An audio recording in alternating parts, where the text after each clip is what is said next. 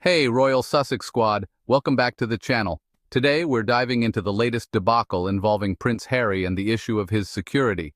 It's a topic that's been making headlines, but the truth is, Prince Harry deserves the protection he needs, and frankly, it's an outrage that the system is still denying him that. Prince Harry has bravely come to unsafe Britain, despite living in a country where pretty much every other person seems to have a gun, to argue that he needs greater security when he is here. He's at the Court of Appeal today. Cases are running right now, where he is appealing against a ruling which dismissed his last challenge to the level of police protection he receives when he is in the UK. He claims that he cannot come to the UK with his family, with his wife and his kids, because he doesn't feel they are too safe. Now, the case is going to be heard for today and tomorrow in front of 3 judges. This dispute goes all the way back to 2020 and is one of a number of High Court battles he's fighting over recent years. Let's talk to Di Davies. He's former head of Royal Protection about this. Hello, Di. Yes, good morning to you. Thanks for joining us. It's always quite an interesting thing. We've seen that Prince Harry, he's come back to visit his father when he found out he had cancer. He's here for his court cases. He's returned, obviously, for the Queen's funeral and for the King's coronation. I mean, does his security differ every time, depending on whether it's a private visit or he's coming here for a state ceremony? And what is the level of security that he's concerned about?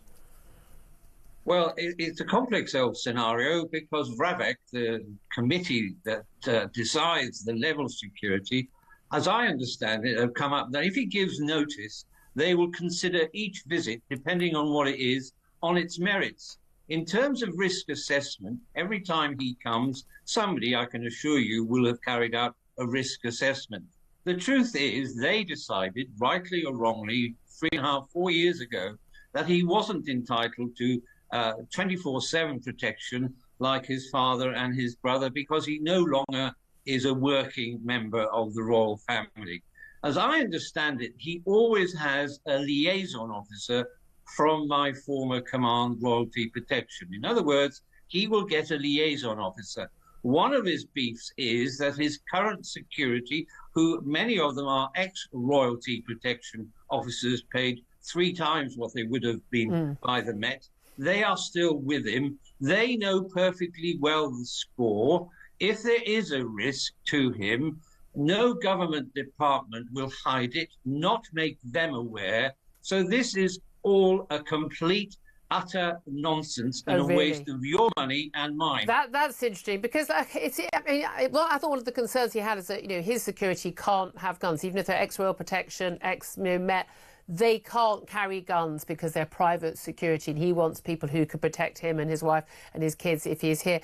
I've always been rather sympathetic. It's on the basis that he doesn't need protection because he's a working royal. He needed protection because he's the son of the king and he fought in Afghanistan on behalf of Britain and the British forces. He's a double target because of that. It doesn't matter whether he's living off Netflix royalties or whatever. He's still a royal. I don't think that the Islamist extremists and others who would try and harm him really care whether he's working in the royal family or not. So to me, he's always at risk and deserves that security. Surely that's the case.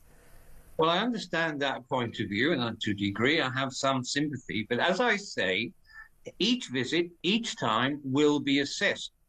I lecture on the history of attacks, pleased to say, on a number of cruise ships and other places, on the history of attacks. And I can assure you, the number of times Royalty Protection officers have had to draw a firearm and protect are almost non-existent. The only last real time was Princess Anne.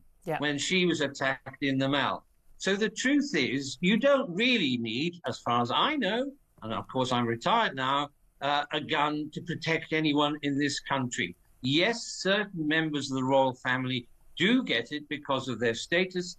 And again, somebody much wiser than I now have decreed that is a risk. I say again, if there was a substantial, credible risk, he will get the appropriate the security. I just wonder, we don't always know in advance that there's going to be an attack. That's the worry. I'm like, I rarely take Prince Harry's side on anything, but on this, I'm like, I want him to feel safe. That said, I find it extraordinary that people like, say, Nigel Farage has been forced to pay for his own security for years when he's at risk. I think all public figures should be protected if they need I think you've got a point, but unfortunately, it is a limited budget.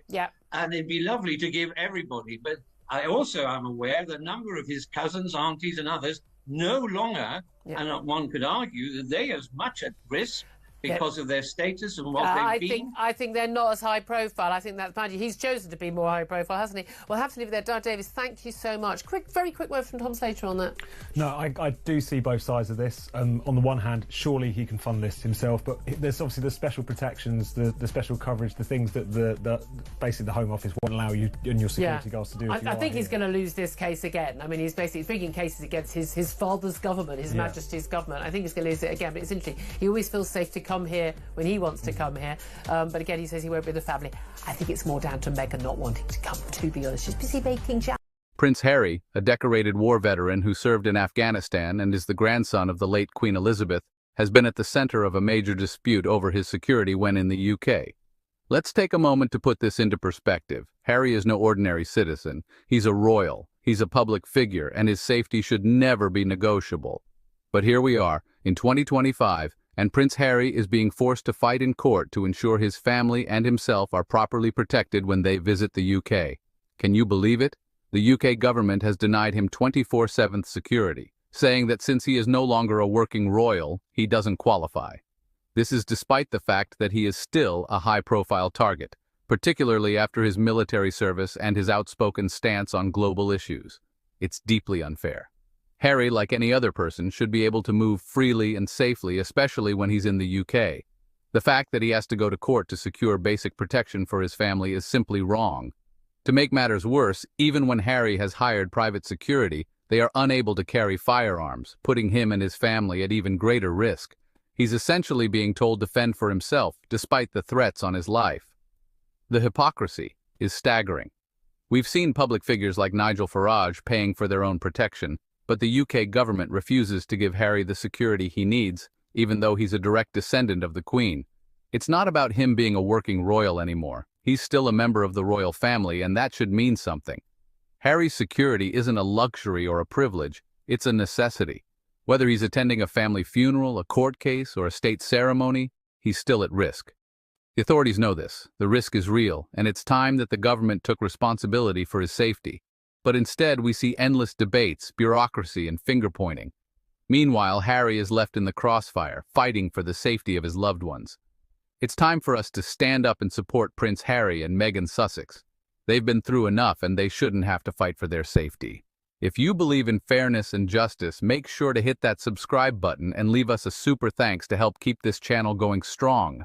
Let's keep speaking out for Harry, Meghan, and every royal family member who deserves to be treated with respect and dignity.